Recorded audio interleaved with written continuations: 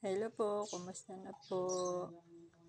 Kilala niyo po ba yung ganitong binabalot na isda? Ang tawag po dito sa amin ay ano, bin, pinais na isda. Pinais na dilis, pwede din po ang medyo malaki-laki na isda balutin sa ganyan. Yan po, may sili din. Sinaing na isda po ang tawag sa amin. Yung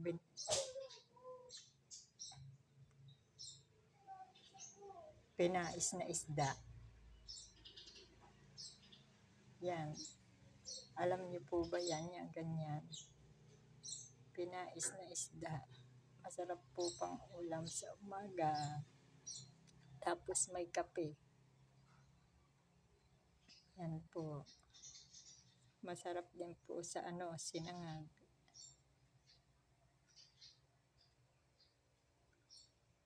Yeah. Masarap po yan.